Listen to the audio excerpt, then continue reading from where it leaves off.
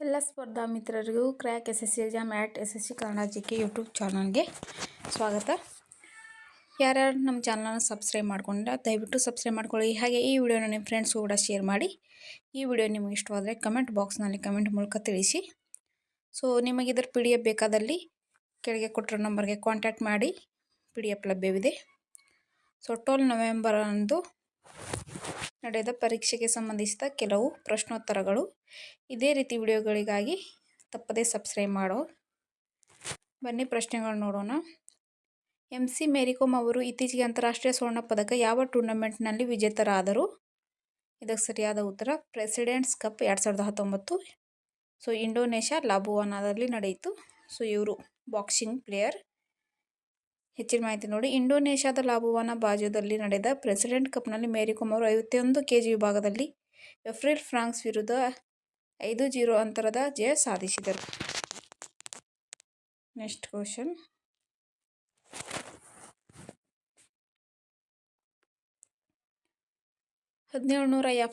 Regulating ಕಾಯ್ದೆ ಮುಖ್ಯವಾಗಿ company ಆಡಳಿತ ಯಾವ 2 ಕ್ಷೇತ್ರದಲ್ಲಿ ಪರಿವರ್ತನೆ ತಂದಿತು? ಇದು ಸರಿಯಾದ ಉತ್ತರ ಆಡಳಿತ, ಗವರ್ನೆನ್ಸ್. ಅಡ್ಮಿನಿಸ್ಟ್ರೇಷನ್ ಆಫ್ ಜಸ್ಟಿಸ್ ಅಂದರೆ ನ್ಯಾಯದ ಆಡಳಿತ ಅಥವಾ ನ್ಯಾಯ ನಿರ್ವಹಣೆ. ಸೊ ಹೆಚ್ಚಿನ ಮಾಹಿತಿ ನೋಡಿ. ಸೊ ಕ್ವಶನ್ಸ್ ಕ್ಲಿಯರ್ ಇಲ್ಲ ಅಂದರೆ ಹೆಚ್ಚಿನ ಮಾಹಿತಿಯಲ್ಲಿ ನಿಮಗೆ ಯಾವ ರೀತಿ ಪ್ರಶ್ನೆಗಳು ಬಂದಿದೆ ಅಂತೇಳಿ ಅರ್ಥ ಆಗುತ್ತೆ. ರೆಗ್ಯುಲೇಟಿಂಗ್ ಕಾಯ್ದೆ 1773 ಭಾರತದಲ್ಲಿ ಬ್ರಿಟಿಷ್ ಈಸ್ಟ್ ಇಂಡಿಯಾ ಕಂಪನಿ ಆಡಳಿತವನ್ನು ನಿಯಂತ್ರಿಸಲು ಬ್ರಿಟಿಷ್ ಸಂಸತ್ತು ಅಂಗೀಕರಿಸಿದ ಮೊದಲ ಹೆಜ್ಜೆಯಾಗಿತ್ತು. ಇದರ ಮುಖ್ಯ ಉದ್ದೇಶಗಳು: ಕಾಯ್ದೆಯು ಬಂಗಾಳದ ಗವರ್ನರ್ ಹುದ್ದೆಯನ್ನು ಗವರ್ನರ್ ಜನರಲ್ ಆಫ್ ಬೆಂಗಾಲ್ ಆಗಿ ಬದಲಾಯಿಸಿತು. ಮದ್ರಾಸ್ ಮತ್ತು ಬಾಂಬೆ ಪ್ರೆಸಿಡೆನ್ಸಿಗಳನ್ನು ಗವರ್ನರ್ ಜನರಲ್ಗೆ ಅಧೀನಗೊಳಿಸಿತು. ಕಲ್ಕತ್ತಾದಲ್ಲಿ ಸರ್ವೋಚ್ಚ ನ್ಯಾಯಾಲಯವನ್ನು ಸ್ಥಾಪಿಸಿತು ಮತ್ತು ಕಂಪನಿ ಅಧಿಕಾರಿಗಳು ಖಾಸಗಿ ವ್ಯಾಪಾರ ಮಾಡುವುದನ್ನು ನಿಷೇಧಿಸಿತು. Next question. ಸೊ ಮಹಾಕಾಳಿ ಒಪ್ಪಂದ ಮತ್ತು ಗಂಗಾ ನದಿ ಒಪ್ಪಂದ ಕಥನ ರೂಪದಲ್ಲಿ ಪ್ರಶ್ನೆ ಇದೆ. ಸೊ ಹಾಗಾಗಿ ಅದರ ಬಗ್ಗೆ ಡೀಟೇಲ್ ನೋಡ್ಕೊಳ್ಳಿ.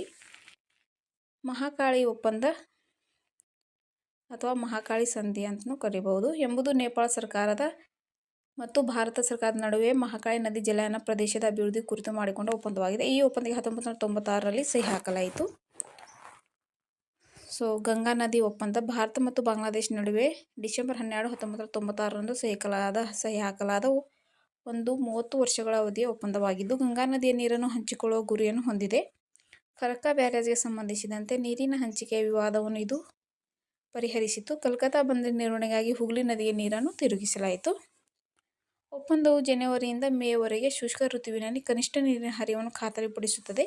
30 ವರ್ಷಗಳು ಅಂದರೆ 2026ರಲ್ಲಿ ಮುಕ್ತಾಯಗೊಳ್ಳುತ್ತದೆ ಮತ್ತು ಪರಸ್ಪರ ಒಪ್ಪಿಗೆಯಿಂದ ನವೀಕರಿಸಬಹುದು. Next question. ಸೊ ಬಿಟ್ಟ ಸ್ಥಳ ತುಂಬಿರಿ. So Khelo India SLKIC vertical dash ಅಳವಡಿಸಿಕೊಂಡ ಕೇಂದ್ರೀಯ ವಿದ್ಯಾಲಯಗಳ ಸಂಖ್ಯೆ. ಸೊ ಇದು ಸರಿಯಾದ ಉತ್ತರ 4. ಗ್ವಾಲಿಯರ್, ಗಾಜಿಯಾಬಾದ್, ದೆಹಲಿ ಕಂಟೋನ್ಮೆಂಟ್ ಮತ್ತು ಸಿದ್ದಿಯಲ್ಲಿರುವ 4 ಕೇಂದ್ರೀಯ ವಿದ್ಯಾಲಯಗಳನ್ನು ಸಂಘಟನೆಯ ಸಹಭಾಗಿತ್ವದಲ್ಲಿ SLKIC ಆಗಿ ದತ್ತು ಪಡೆಯಲಾಗಿದೆ. Next question.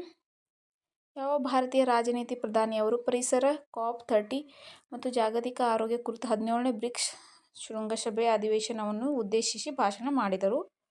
ಸೊ ಇದು ಸರಿಯಾದ ಉತ್ತರ ನರೇಂದ್ರ ಮೋದಿ. ಜುಲೈ 7, 2025ರಂದು ಬ್ರೆಜಿಲ್ನ ರಿಯೋ ಡಿ ಜನೈರೊದಲ್ಲಿ 17ನೇ ಬ್ರಿಕ್ಸ್ ಶೃಂಗಸಭೆಯ ಸಂದರ್ಭದಲ್ಲಿ ಪರಿಸರ COP30 ಮತ್ತು ಜಾಗತಿಕ ಆರೋಗ್ಯ ಕುರಿತ ಅಧಿವೇಶನ ಉದ್ದೇಶಿಸಿ ಪ್ರಧಾನಿ ಭಾಷಣ ಮಾಡಿದರು. 2026 ಭಾರತವು ಬ್ರಿಕ್ಸ್ನ ಅಧ್ಯಕ್ಷತೆ ವಹಿಸಲಿದೆ. ಬ್ರೆಜಿಲ್ನಲ್ಲಿ ನಡೆದ ಬ್ರಿಕ್ಸ್ ಶೃಂಗಸಭೆಯಲ್ಲಿ ಪ್ರಧಾನಿ ಮೋದಿ ಹವಾಮಾನ, ಹಣಕಾಸು, ಹಸಿರು ತಂತ್ರಜ್ಞಾನ ಹಂಚಿಕೆ ಮತ್ತು ಜಾಗತಿಕ ಆರೋಗ್ಯ ಏಕತೆಯನ್ನು ಒತ್ತಾಯಿಸಿದರು. Next question. ಸ್ನೇಹಿತರೆ, CHSL ಎಕ್ಸಾಮ್ ಮುಗಿಯೋವರೆಗೂ ಇದೇ ರೀತಿ ಕ್ಲಾಸಸ್ ನಡೆಯುತ್ತೆ. ಯಾರೂ ಮಿಸ್ ಮಾಡ್ಕೋಬೇಡಿ. PDF ಕೂಡ ಸಿಗುತ್ತೆ. ಚಲನೆ ನಡೆಯುವ ಇಳಿಜಾರಿಗೆ ಸಂಬಂಧಿಸಿದಂತೆ ಹಿಮ್ಮುಖ ತಿರುಗುವಿಕೆ ಹೊಂದಿ ಹಲವಾರು ಘಟಕಗಳ ಶಿಲಾಖಂಡ ರಾಶಿಗಳು ಜಾರಿ ಬೀಳುವ ಭೂಕುಸಿತದ ಪ್ರಕಾರ ಯಾವುದು? ಇದಕ್ಕೆ ಸರಿಯಾದ ಉತ್ತರ ಕುಸಿತ. ಭೂಕುಸಿತಗಳು ಒಂದು ಪ್ರಕ್ರಿಯೆಯಾಗಿದ್ದು ಇದರಲ್ಲಿ ಒಳಗೊಂಡಿರುವ ವಸ್ತುಗಳು ತುಲನಾತ್ಮಕವಾಗಿ ಒಣಗಿರುತ್ತವೆ. ಭೂಕುಸಿತಗಳನ್ನು ಬಂಡೆಯ ಜಾರುವಿಕೆ, ಕುಸಿತ ಮತ್ತು ಶಿಲಾಖಂಡ ರಾಶಿಗಳ ಜಾರುವಿಕೆ ಎಂದು ವರ್ಗೀಕರಿಸಲಾಗಿದೆ. ಕುಸಿತವು ಒಂದು ರೀತಿಯ ಭೂಕುಸಿತವಾಗಿದ್ದು ಚಲನೆ ನಡೆಯುವ ಇಳಿಜಾರಿಗೆ ಸಂಬಂಧಿಸಿದಂತೆ ಹಿಮ್ಮುಖ ತಿರುಗುವಿಕೆಯೊಂದಿಗೆ ಹಲವಾರು ಘಟಕಗಳ ಶಿಲಾಖಂಡ ರಾಶಿಗಳು ಜಾರಿ ಬೀಳುತ್ತವೆ. ನೆಕ್ಸ್ಟ್ ಕ್ವಶನ್, ಜನಸಾಂದ್ರತೆ ಎಂದರೇನು? ಇದಕ್ಕೆ ಸರಿಯಾದ ಉತ್ತರ ನಿರ್ದಿಷ್ಟ ಪ್ರದೇಶದಲ್ಲಿ ವಾಸಿಸುವ ಜನರ ಸಂಖ್ಯೆಯ ಅಳತೆ. ಸೊ ಇದನ್ನು ಸಾಮಾನ್ಯವಾಗಿ ಪ್ರತಿ ಚದರ ಕಿಲೋಮೀಟರ್ಗೆ ಇರುವ ಜನರ ಸಂಖ್ಯೆಯಾಗಿ ವ್ಯಕ್ತಪಡಿಸಲಾಗುತ್ತದೆ. ಇದನ್ನು ಒಟ್ಟು ಜನಸಂಖ್ಯೆಯನ್ನು ಒಟ್ಟು ಭೂಪ್ರದೇಶದಿಂದ ಭಾಗಿಸುವ ಮೂಲಕ ಲೆಕ್ಕ ಹಾಕಲಾಗುತ್ತದೆ. 2011ರ ಜನಗಣತಿಯ ಪ್ರಕಾರ ಇದು ಪ್ರತಿ ಚದರ ಕಿಲೋಮೀಟರ್ಗೆ 382 ವ್ಯಕ್ತಿಗಳಷ್ಟಿತ್ತು. 2015ರಿಂದ 2021ರ ನಡುವೆ 6.65% ಬೆಳವಣಿಗೆ ಕಂಡಿದೆ. 2011ರ ಭಾರತ ಜನಗಣತಿ ಪ್ರಕಾರ ಅತಿ ಹೆಚ್ಚು ಜನಸಾಂದ್ರತೆ ಹೊಂದಿರುವ ರಾಜ್ಯ ಬಿಹಾರ ಆಗಿದೆ. 2011ರ ಜನಗಣತಿಯ ಪ್ರಕಾರ ಅರುಣಾಚಲ ಪ್ರದೇಶವು ಭಾರತದಲ್ಲಿ ಅತಿ ಕಡಿಮೆ ಜನಸಾಂದ್ರತೆ ಹೊಂದಿರುವ ರಾಜ್ಯವಾಗಿದೆ. ನೆಕ್ಸ್ಟ್, ವಿಧಿ 270ಕ್ಕೆ ಸಂಬಂಧಿಸಿದಂತೆ ಯಾವ ಕಥನ ಸರಿಯಾಗಿದೆ? ಸೊ ಇದ್ರ ಬಗ್ಗೆ ಮಾಹಿತಿ ನೋಡಿ. ಸರಿಯಾದ ಉತ್ತರ, ಭಾರತ ಸಂವಿಧಾನದ 270ನೇ ವಿಧಿ ಕೇಂದ್ರ ಮತ್ತು ರಾಜ್ಯಗಳ ನಡುವೆ ವಿಧಿಸಲಾಗುವ ಮತ್ತು ವಿತರಿಸಲಾಗುವ ತೆರಿಗೆಗಳು. ಹಣಕಾಸು ಆಯೋಗದ ಶಿಫಾರಸುಗಳನ್ನು ಪರಿಗಣಿಸಿದ ನಂತರ ರಾಷ್ಟ್ರಪತಿಗಳ ಆದೇಶದ ಮೇರೆಗೆ ಕೇಂದ್ರ ಮತ್ತು ರಾಜ್ಯಗಳ ನಡುವೆ ಸರಕು ಮತ್ತು ಸೇವಾ ತೆರಿಗೆಯನ್ನು ವಿತರಿಸಲು 270ನೇ ವಿಧಿಯನ್ನು ತಿದ್ದುಪಡಿ ಮಾಡಲಾಗಿದೆ. ಇದು ಕೇಂದ್ರ ಸರ್ಕಾರವು 246(a)(1) ಮತ್ತು 2 ಮತ್ತು 269(a) ಷರತ್ತು 1ರ ಅಡಿಯಲ್ಲಿ ವಿಧಿಸುವ ತೆರಿಗೆಗಳಿಗೆ ಹಂಚಿಕೆ ಮಾಡಲಾದ ಅಥವಾ ಪಾವತಿಸಬೇಕಾದ ತೆರಿಗೆ ಮೊತ್ತಗಳಿಗೆ ಅನ್ವಯಿಸುತ್ತದೆ. ನೆಕ್ಸ್ಟ್ ಕ್ವಶನ್, CRPC ಸೆಕ್ಷನ್ 167ರ ಅಡಿಯಲ್ಲಿ ತನಿಖೆಯನ್ನು 24 ಗಂಟೆಗಳಲ್ಲಿ ಪೂರ್ಣಗೊಳಿಸಲು ಸಾಧ್ಯವಾಗದಿದ್ದಾಗ ಕಾರ್ಯವಿಧಾನ ಎಷ್ಟು ದಿನಗಳ ಕಾಲ ಬಂಧನದಲ್ಲಿಡಲು ಅಧಿಕಾರ ನೀಡಲಾಗುತ್ತದೆ? ಇದಕ್ಕೆ ಸರಿಯಾದ ಉತ್ತರ 15 ದಿನಗಳು.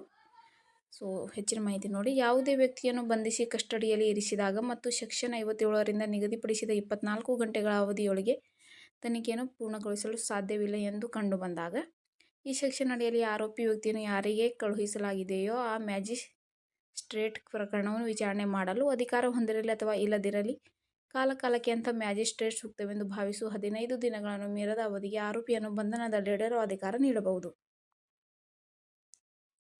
ನೆಕ್ಸ್ಟ್ ಕ್ವಶನ್, ಪ್ರಧಾನ ಮಂತ್ರಿ ಕಿಸಾನ್ ಮಾನ್ ಧನ್ ಯೋಜನೆ ಅಡಿಯಲ್ಲಿ ಡ್ಯಾಶ್ ವರ್ಷದೊಳಗಿನ ರೈತರು ಅರ್ಹರು?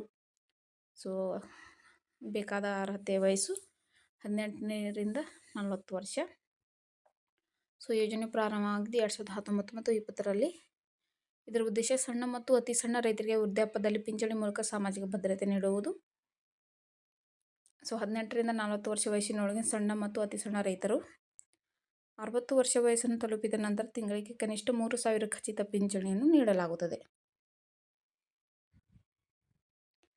ನೆಕ್ಸ್ಟ್ ಕ್ವಶನ್, ಆಕ್ಸ್ಫರ್ಡ್ ಅರ್ಥಶಾಸ್ತ್ರದ ಜಾಗತಿಕ ನಗರಗಳ ಸೂಚ್ಯಂಕವು 2025ರಲ್ಲಿ ಅತ್ಯುತ್ತಮ ಪ್ರದರ್ಶನ ನೀಡುವ ಅಗ್ರಸ್ಥಾನ ಪಡೆದ 2 ನಗರಗಳನ್ನು ಗುರುತಿಸಿ. ಇದಕ್ಕೆ ಸರಿಯಾದ ಉತ್ತರ ನ್ಯೂಯಾರ್ಕ್ ಮತ್ತು ಲಂಡನ್. ವಿಶ್ವದ 1000 ದೊಡ್ಡ ನಗರಗಳನ್ನು ಒಳಗೊಂಡ ಈ ಸೂಚ್ಯಂಕ ನಗರವು ಆರ್ಥಿಕತೆಗಳನ್ನು 5 ವಿಶಾಲ ವರ್ಗಗಳನ್ನು ಒಳಗೊಂಡು ವ್ಯಾಪಕ ಶ್ರೇಣಿಯ ಮೆಟ್ರಿಕ್ ಮೇಲೆ ಮೌಲ್ಯಮಾಪನ ಮಾಡುತ್ತದೆ. ಸೊ 5 ವಿಷಯಗಳು ಎಂದರೆ ಅರ್ಥಶಾಸ್ತ್ರ, ಮಾನವ ಬಂಡವಾಳ, ಜೀವನ ಗುಣಮಟ್ಟ, ಪರಿಸರ, ಆಡಳಿತ.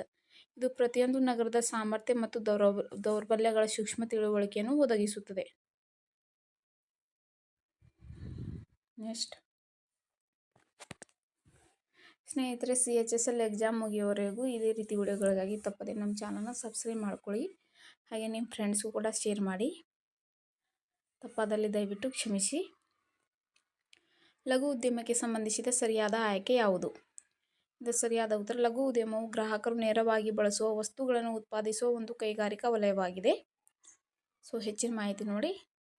ಭಾರೀ ಕೈಗಾರಿಕೆಗಳಿಗೆ ಹೋಲಿಸಿದರೆ ಇದು ಕಡಿಮೆ ಬಂಡವಾಳ ಮತ್ತು ಕಡಿಮೆ ಶಕ್ತಿಯನ್ನು ಬಳಸುತ್ತದೆ.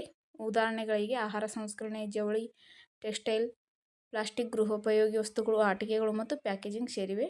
ಸಾಮಾನ್ಯವಾಗಿ ಭಾರೀ ಕೈಗಾರಿಕೆಗಳಿಗಿಂತ ಕಡಿಮೆ ಪರಿಸರ ಪ್ರಭಾವವನ್ನು ಹೊಂದಿರುತ್ತದೆ. ಆದ್ದರಿಂದ ಇದನ್ನು ವಸತಿ ಪ್ರದೇಶಗಳ ಬಳಿ ಸ್ಥಾಪಿಸಲು ಅವಕಾಶವಿದೆ.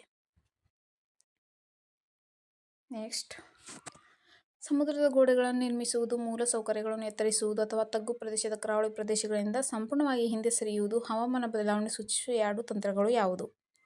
ಇದರ ಸರಿಯಾದ ಉತ್ತರ ಹೊಂದಾಣಿಕೆ ಮತ್ತು ತಗ್ಗಿಸುವಿಕೆ, ಅಡಾಪ್ಟೇಷನ್ ಮತ್ತು ಮಿಟಿಗೇಷನ್. ಹೆಚ್ಚಿನ ಮಾಹಿತಿ, ತಗ್ಗಿಸುವಿಕೆಯು ಹವಾಮಾನ ಬದಲಾವಣೆಯ ಕಾರಣಗಳನ್ನು ನಿಭಾಯಿಸುತ್ತದೆ, ಆದರೆ ಹೊಂದಾಣಿಕೆಯು ಪರಿಣಾಮಗಳನ್ನು ನಿಭಾಯಿಸುತ್ತದೆ. ಹೊಂದಿಕೊಳ್ಳುವಿಕೆಯು ಹವಾಮಾನ ಬದಲಾವಣೆ ಪ್ರತಿಕ್ರಿಯೆಗಾಗಿ ಹೊಂದಾಣಿಕೆಯಾಗಿದೆ. ನೆಕ್ಸ್ಟ್, ಸಂವಿಧಾನದ 7ನೇ ಅನುಸೂಚಿಯಲ್ಲಿ ಯಾವುದರ ಬಗ್ಗೆ ತಿಳಿಸಲಾಗಿದೆ? ಇದು ಸರಿಯಾದ ಉತ್ತರ. ಭಾರತ ಸಂವಿಧಾನದ 7ನೇ ಅನುಸೂಚಿಯಲ್ಲಿ ಕೇಂದ್ರ ಮತ್ತು ರಾಜ್ಯ ಸರ್ಕಾರಗಳ ನಡುವೆ ಶಾಸನ ಅಧಿಕಾರಗಳನ್ನು ವಿತರಿಸುವ 3 ಪಟ್ಟಿಗಳನ್ನು ಒಳಗೊಂಡಿದೆ. ಕೇಂದ್ರ ಪಟ್ಟಿ, ರಾಜ್ಯ ಪಟ್ಟಿ ಮತ್ತು ಸಮಕಾಲೀನ ಪಟ್ಟಿ ಅಥವಾ ಸಮವರ್ತಿ ಪಟ್ಟಿ. ಭಾರತೀಯ ಸಂವಿಧಾನದ 7ನೇ ವೇಳಾಪಟ್ಟಿ ಕೇಂದ್ರ ಸರ್ಕಾರ ಮತ್ತು ರಾಜ್ಯ ಸರ್ಕಾರಗಳ ನಡುವಿನ ಅಧಿಕಾರಗಳ ವಿಭಜನೆ ಬಗ್ಗೆ ವಿವರಿಸುತ್ತದೆ.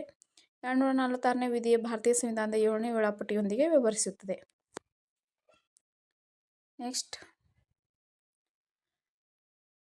ಸಂರಕ್ಷಣಾ ನಿಯಮವು ಬಾಹ್ಯ ಟಾರ್ಕ್ ಇಲ್ಲದಿದ್ದಲ್ಲಿ ಒಂದು ವ್ಯವಸ್ಥೆಯ ಒಟ್ಟು ಕೋನೀಯ ಆವೇಗವು ಸ್ಥಿರವಾಗಿರುತ್ತದೆ ಎಂದು ಹೇಳುತ್ತದೆ. ಇದಕ್ಕೆ ಸರಿಯಾದ ಉತ್ತರ ಕೋನೀಯ ಆವೇಗ, ಆಂಗ್ಯುಲರ್ ಮೊಮೆಂಟಮ್ ಅಂತ ಕರಿತೀವಿ. ಇದು ಒಂದು ವಸ್ತುವಿನ ತಿರುಗುವಿಕೆಯ ಪ್ರಮಾಣವನ್ನು ಅಳೆಯುವ ಒಂದು ಭೌತಿಕ ಪರಿಮಾಣವಾಗಿದ್ದು ಅದರ ವೇಗ ಮತ್ತು ದ್ರವ್ಯರಾಶಿಯ ವಿತರಣೆಯನ್ನು ಗಣನೆಗೆ ತೆಗೆದುಕೊಳ್ಳುತ್ತದೆ. ಇದು ಒಂದು ವೆಕ್ಟರ್ ಪ್ರಮಾಣವಾಗಿದ್ದು ಅಂದರೆ ಇದು ಪರಿಮಾಣ ಮತ್ತು ದಿಕ್ಕು ಎರಡನ್ನೂ ಹೊಂದಿದೆ. ಇದು ರೇಖೀಯ ಆವೇಗಕ್ಕೆ ಸಮಾನವಾದ ತಿರುಗುವಿಕೆಯ ಒಂದು ರೂಪವಾಗಿದೆ. ಸ್ನೇಹಿತರೆ, ಇಲ್ಲಿಗೆ ಇಷ್ಟು ಕ್ವಶನ್ಗಳು ಡಿಸ್ಕಷನ್ ನಡೆಯುತ್ತೆ. ಸೊ ನೆಕ್ಸ್ಟ್ ವಿಡಿಯೋದಲ್ಲಿ 13 ನವೆಂಬರಂದು CHSL ಎಕ್ಸಾಮ್ ಎನಾಲೈಸಿಸ್ ಬಗ್ಗೆ ಕ್ಲಾಸ್ ತಗೋತೀನಿ. ಸೊ ಸಂಜೆ ಆಗ್ಬೋದು, ಕ್ವಶನ್ಸ್ ಸಿಕ್ಕರೆ ಆದಷ್ಟು ಬೇಗ ಕ್ಲಾಸ್ನ ತಗೋತೀನಿ. ಸೊ ಇದರ PDF ನಿಮಗೆ ಬೇಕಾದಲ್ಲಿ ಕೊಟ್ಟಿರೋ ನಂಬರ್ಗೆ ಕಾಂಟ್ಯಾಕ್ಟ್ ಮಾಡಿ. ನಮ್ಮಲ್ಲಿ ಎಲ್ಲ ಥರದ PDFಗಳು ಕೂಡ ಲಭ್ಯವಿದೆ. ಪೂರ್ತಿ ವಿಡಿಯೋ ನೋಡಿದ್ದಕ್ಕಾಗಿ ಎಲ್ಲರಿಗೂ ಧನ್ಯವಾದಗಳು. ಸಿಗೋಣ ಮುಂದಿನ ವಿಡಿಯೋದಲ್ಲಿ.